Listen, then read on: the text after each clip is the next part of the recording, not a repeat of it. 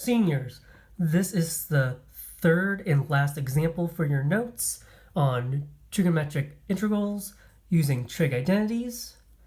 For the third example, we have the integral of sine squared x dx. So for this example, we don't have to rewrite anything.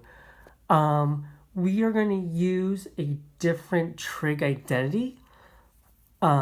When it comes to sine squared x, we are going to use cosine 2x equals 1 minus 2 times sine squared x.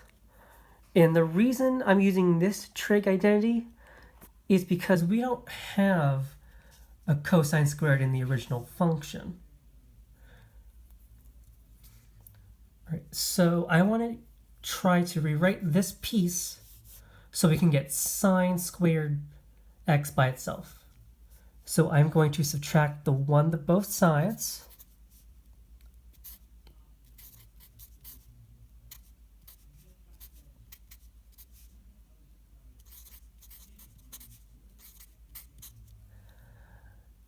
Then I'm going to divide. There's a negative. We're going to divide by -2 to both sides. I'm going to get -1/2 cosine of 2x plus 1/2 equals sine squared x. So that is sine squared x. So my integral that I'm going to be looking at is going to be -1/2 cosine of 2x plus 1/2 dx.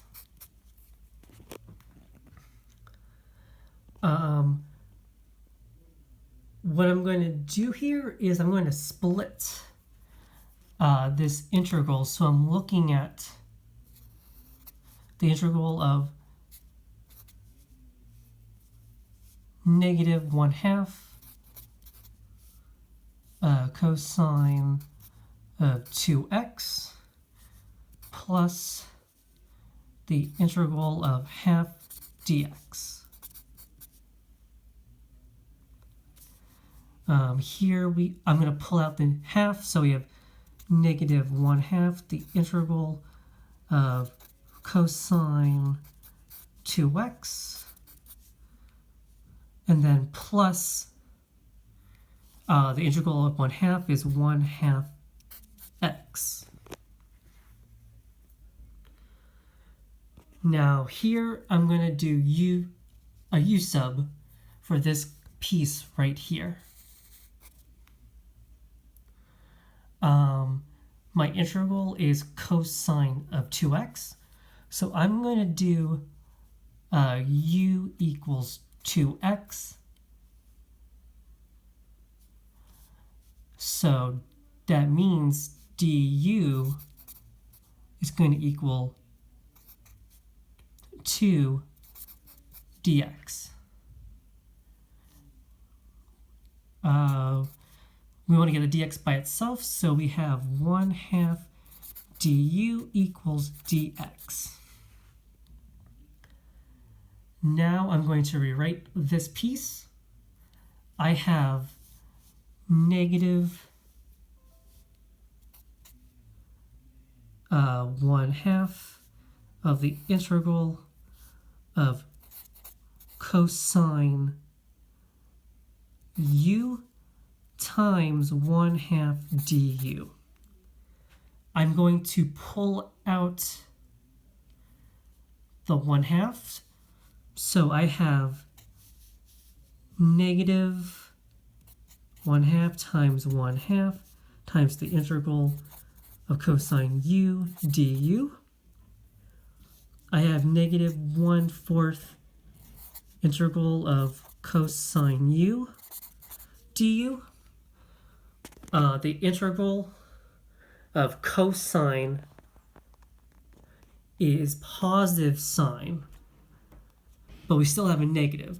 So we have negative 1/4 sine u, which is going to be negative 1/4 sine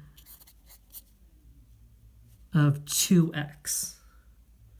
But that's not the complete integral. We have this component and 1/2 x and plus c. So my final answer is going to be negative 1/4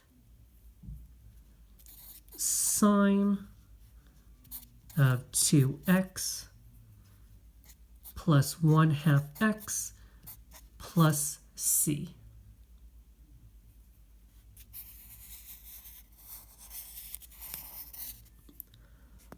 And that is my final answer to number 3.